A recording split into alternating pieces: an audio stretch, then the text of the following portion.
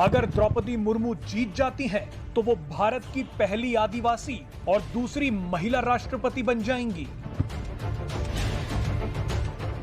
इससे पहले द्रौपदी मुर्मू झारखंड की पहली महिला और आदिवासी राज्यपाल थीं। द्रौपदी मुर्मू को राष्ट्रपति बनाना भारत के इतिहास में एक बड़ा पड़ाव साबित हो सकता है।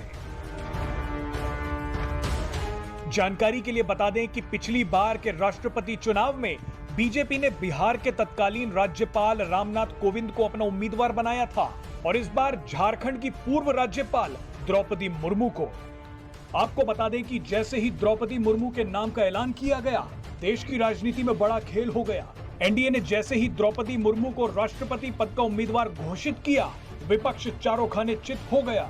आपको जानकारी के लिए बता दें कि विपक्ष की तरफ से यशवंत सिन्हा को राष्ट्रपति पद का उम्मीदवार बनाया गया है।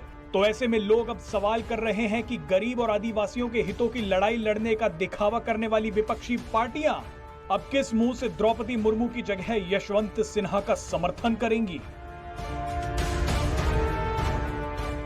अब आपको एक दिलचस्प किस्सा बताते हैं कि जब द्रौपदी मुर्मू के नाम का ऐलान किया गया तो उस समय वो कहां थी और क्या कर रही थी। 21 जून की देर शाम बीजेपी अध्यक्ष जगत प्रकाश नड्डा ने जब राष्ट्रपति चुनाव के लिए एनडीए के प्रत्याशी के तौर पर द्रौपदी मुर्मू के नाम की घोषणा की, तो उस समय द्रौपदी मुर्मू नई दिल्ली से करीब 1600 किलोमीटर दूर ओडिशा के रायरंगपुर में अपने घर में थीं।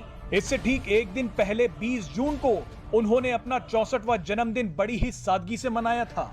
तब उन्हें शायद अंदाजा भी नहीं होगा कि 24 घंटे बाद वो देश के सबसे बड़े पद के लिए उम्मीदवार बनाई जाने वाली हैं। अपनी उम्मीदवारी की घोषणा के बाद उन्होंने स्थानीय मीडिया से कहा कि मैं आश्चर्यचकित हूं और मैं खुश भी हूं क्योंकि मुझे राष्ट्रपति पद का प्रत्याशी बनाया गया है। मुझे टेलीविजन देखकर इस बात का पता चला है। बहरहाल आपको बता दें कि द्रौपदी मुर्मू का जन्म 20 जून 1958 को ओडिशा में हुआ था। पहले टीचर और फिर ओडिशा के सिंचाई विभाग में क्लर्क की नौकरी करने वाली द्रौपदी मुर्मू की जिंदगी में एक नहीं बल्कि 3 बार दुखों का पहाड़ टूटा है। पहले उनके पति और फिर 2 बेटों की मृत्यु हो गई। द्रौपदी के परिवार में अब उनकी बेटी इतिश्री, नातिन और दामाद हैं। द्रौपदी मुर्मू ने साल 1997 में रायरंगपुर नगर पंचायत में पार्षद चुनाव जीतकर अपने राजनीतिक जीवन का आगाज किया था। अगर द्रौपदी मुर्मू देश की राष्ट्रपति बनती हैं, तो वो ओडिशा से देश की राष्ट्रपति बनने वाली दूसरी शख्स होंगी।